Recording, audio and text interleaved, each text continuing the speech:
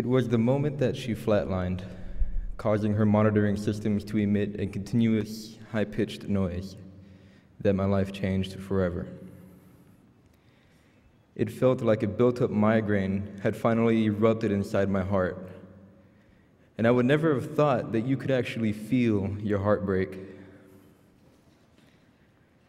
Shock jolted a wave of numbness into me, and I could not discern if I was happy, angry, or sad.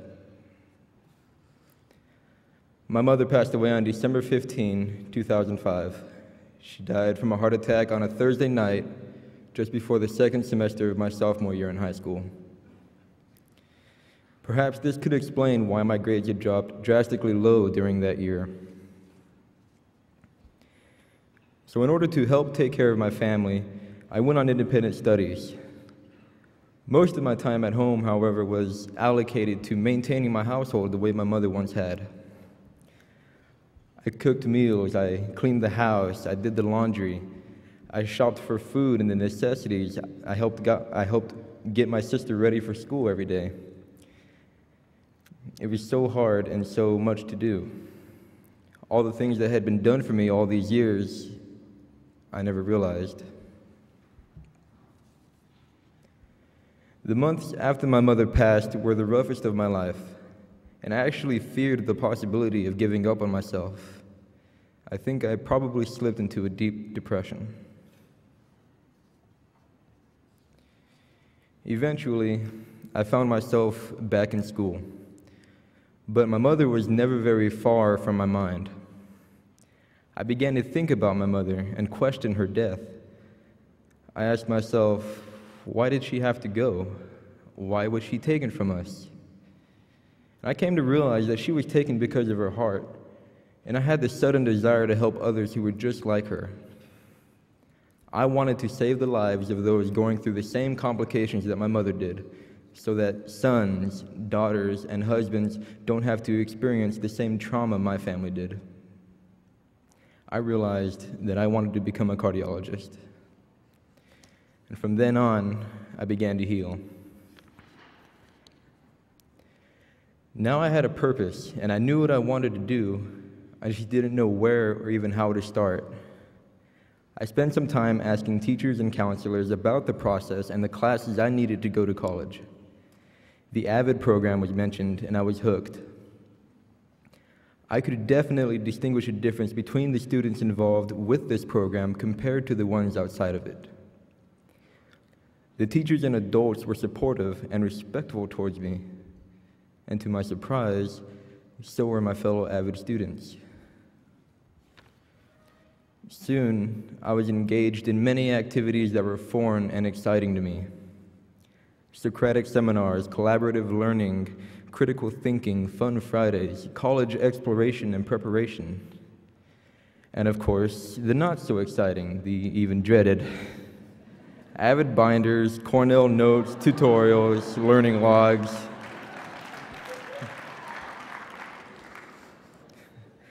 I had never involved myself in such cooperative and elaborative thinking activities that I found myself in while taking AVID and other rigorous classes. These were new experiences for me, higher-level critical thinking experiences that have helped me to grow and develop my mind. AVID also taught me a lot about college, such as how to get there, what collegiate life will be like, and the great opportunities that college has to offer. It became clear to me, after being in AVID, the type of work that will be expected from me throughout my college career. It became clear to me, after deciding what I wanted to do with my life, that I needed to go to a four-year university with a pre-medical program. And this would ensure that I am best on my way to becoming a cardiologist. So not only did AVID provide me a new environment of critical thinking and learning, as well as significant information about college, AVID also provided me a group of people who were ambitious and actually cared about others.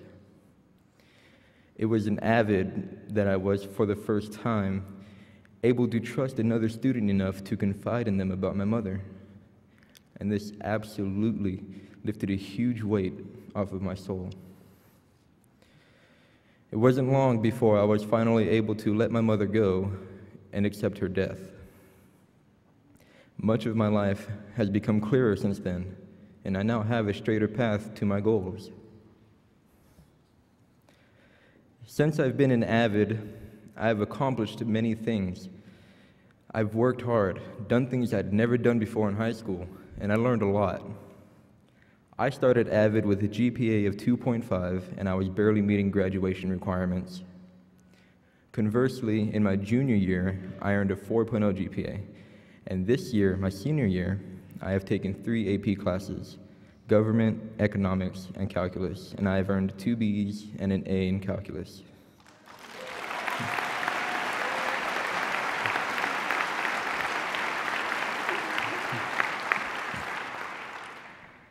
I am now a sought-after math tutor,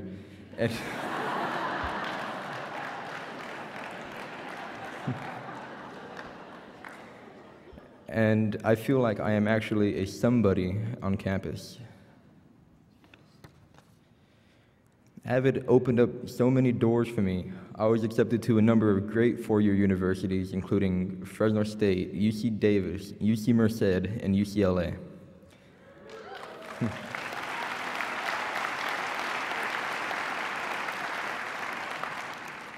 I was also accepted into a special program at Fresno State called the Pre-Medical and Health Scholars Program.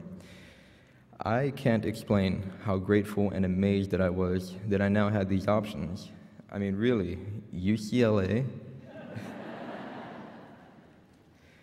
So after carefully weighing all of the advantages and disadvantages associated with my options and where I was in my life, with my teachers and family, I've decided to attend Fresno State and participate in the Pre-Medical and Health Scholars Program.